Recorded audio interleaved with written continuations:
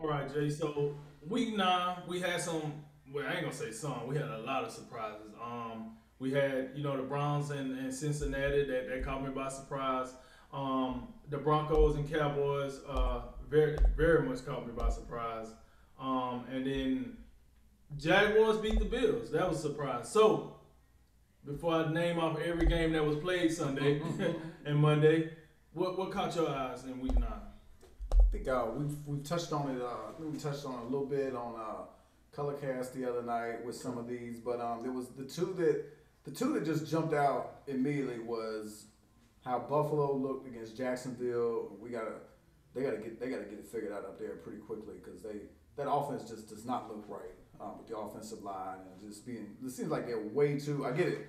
Josh Allen last year we got caught up in. He was, the guy running up against Mahomes for like best quarterback in the AFC and all this. We get it, but like they out here being too dependent on Patrick Mahomes right now. I think you got to get back to the running game a little bit.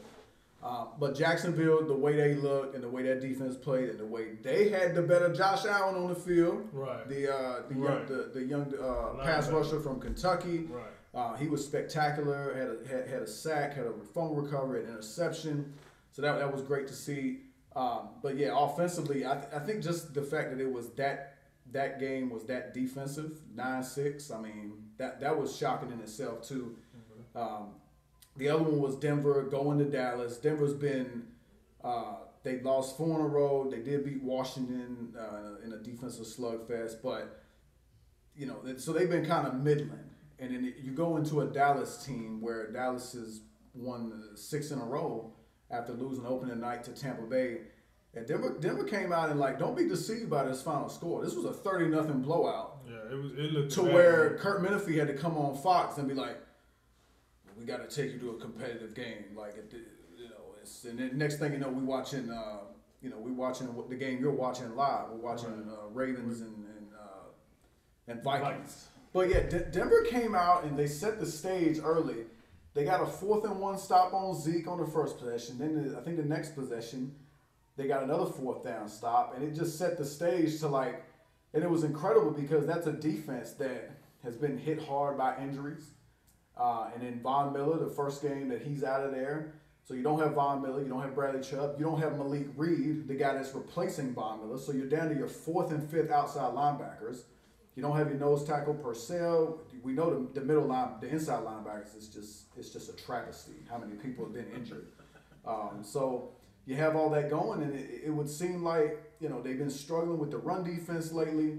But I mean, Zeke really couldn't go in, and then the Cowboys and Denver played really well, but Dallas was also uncharacteristic. You got guys dropping passes, Dak just not really all that sharp. The offensive line struggled with some of these unknown pass rushers. Talking about a Jonathan Cooper, you got Stephen Weatherly in there.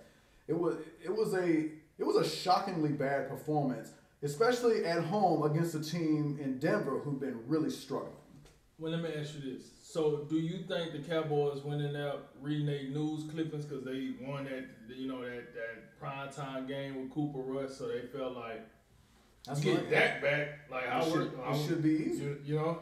What's the problem? And we at home. So what's the problem? That seems like that may explain a lot of it. And they definitely Denver obviously was prepared. They were ready, and Denver ran the ball. They were the more physical team. Dallas's defense, we've been talking about. They've been pretty good. We talk about how much we like Micah Parsons. Right. But like Denver's offensive line, who are also missing some guys, they just with a more physical team. Javonte Williams this guy's a beast. Just the way he runs the ball, and he always finishes runs, and he's always dragging guys down the field. And Melvin Gordon's been very good. Like I think he's living up to the contract he's got. So they got a great 1-2 punch there. And I mean, the book on Teddy Bridgewater, he's going to take care of the football. Right. So when Denver's formula is run the football, play defense, protect the ball. And that's a formula that can work for them, but it was surprising to see them go to Dallas and dominate the way they did. The game was 30-0, and it ended up being 30-16 because Dallas got 2 late scores. But Denver was very impressive. That was the big surprise. Jacksonville was a big surprise. And just to throw another one. No, before you move on, let me ask you something about the Jacksonville game. do this inject life in Jacksonville? Do we? I mean, granted, it's 5 field goals. That's the total score of this game. 5 field goals, 3 for Jacksonville, 2 for Buffalo. But it's a win against a top AFC contender. Somewhat of an MVP candidate, which it's probably hurt his case, but and one of the better defenses in the NFL, I might add. Yeah.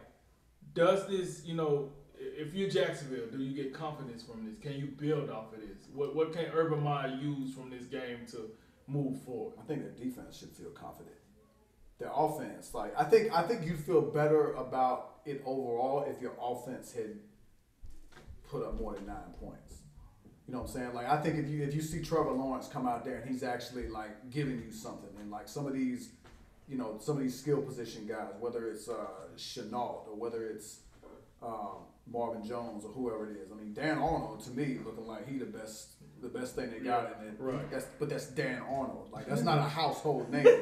So I think the way they played defense was great, and just the way their defense continued to turn Buffalo away. The defense should feel great, but overall, I think you'd feel better if it was a shootout and Trevor Lawrence was just slinging the ball over the field. And I get it, you didn't have James Robinson, but also Buffalo was horrible in that game. Just the penalties and the mistakes that they made. You talk about how maybe Dallas was feeling themselves, but I mean, maybe Buffalo didn't take Jacksonville seriously at all. Any pizza? Tell you, I'm recording. See, this is what happens when I'm not in the office. People forget that I got stuff to do. Anyway, as you were saying. But the other one that I was going to throw in. Tennessee, first game without Derrick Henry, the way they went into Los Angeles and just really, really shut down the Rams. And Matthew Stafford, you talk about another MVP candidate, he did not help his case on Sunday night. Right. Is Tennessee for real? Even without, they did that without their best player, right? I'm still not a believer. You still not a believer? I'm still not. If Adrian Peterson comes in and he wasn't. I saw some flashes, but it wasn't. First game. They're obviously not going to come out there and just give him a full workload. I don't know how much they'll rely on him, but I think he's got something. But to me, Adrian Peterson has to be. I think they still have to be run first. Even though you got A.J. Brown, you got Julio Jones, but you got Ryan Tannehill. I just can't believe it. And the defense, I think they're getting by making key plays at the right time, but it's almost how long can you win by doing that? Because I don't think that defense is that great either. So, does this hurt your thought process on the Rams being a contender? Not really. No, not really. I think the Rams are gonna be fine. I think they just. I don't know what happened to them, but these things happen. You have a bad game. Matt Stafford was terrible, but I really think much like we talked a little bit about OBJ, how he might be the difference maker for Green Bay, coming with the right mindset and all that. I think when Von Miller hits the field, between Von Miller and Aaron Donald, and we know Jalen Ramsey's a superstar. I really. If the Rams can play with a lead and do the things that Sean McVay wants to do, I think they got to be a little run first too. I think that helps them. Then you get the play action and all that. But if they get a lead and then they ride these pass rushes. Think about. I don't think Aaron Donald's never had a guy this good with him. Right. That's true. That's a fact. You get the average. You get the NFL average. So now he got a above. So you think about in Denver lately when Von Miller plays, the game plan is Von Miller. Right. We got to deal with that dude. Right. The teams are still going to be trying to figure out how to disrupt Aaron Donald and keep him from wrecking the game. So you think about how many one-on-ones Von Miller's going to have. I think that's scary. I think. You know what I think? I think we're looking at Rams and Packers right now. Even though, that's depending if Green Bay gets OBJ, I think that's what we're looking at in the NFC title game. Ooh, so how we feel? The Bucks gonna be? They're gonna go ahead and get the Bucks up out of here. I think that's definitely the third team I'm thinking about. But man, that's gonna be the NFC got some heavy hitters up top that makes your mouth water. The AFC not so much, but anyway, what stood out to you in the whole surprise factor on this week? Listen, you covered two of the games for sure. Those was the Bengals.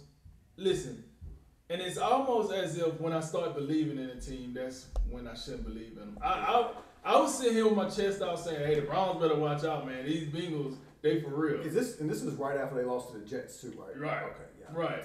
So I thought, and honestly, I thought, okay, they lost to the Jets, the Fighting Mike Whites, and then I felt like, okay, they're gonna come back with a vengeance. Like they're gonna come back and show people, listen, we all for real team. And then they go out here with this, and now I'm like, all right, yeah, I might have jumped the gun. To a game that you didn't mention, listen, the Saints lost to the Falcons. Their first game without Jameis Winston. So that right there started to make me wonder because we know the Falcons are not good. They Matt Ryan and Kyle Pitts, and that's what I got for you. Yeah, I think that the Saints defense, how the Falcons had a really nice game offensively. Also, think about like Calvin Ridley. Not only like you think about the Falcons post Julio Jones and now Calvin Ridley not playing. You would think like the Saints defense. We've seen the Saints defense shut some people down. Right. Like you think about Aaron Rodgers week 1. You think about what they've been able to do against Brady and the Bucs in the regular season. That was definitely another surprise. And I mean, granted, the best pass catcher they got there is Cordell Patterson right now. He's like the biggest performer. Now I'm not. Let me make sure I'm clear. I'm not saying he's a better pass catcher than Kyle Pitts, but he is. He's making more plays. He's making more plays than Kyle Pitts. That's all I'm saying.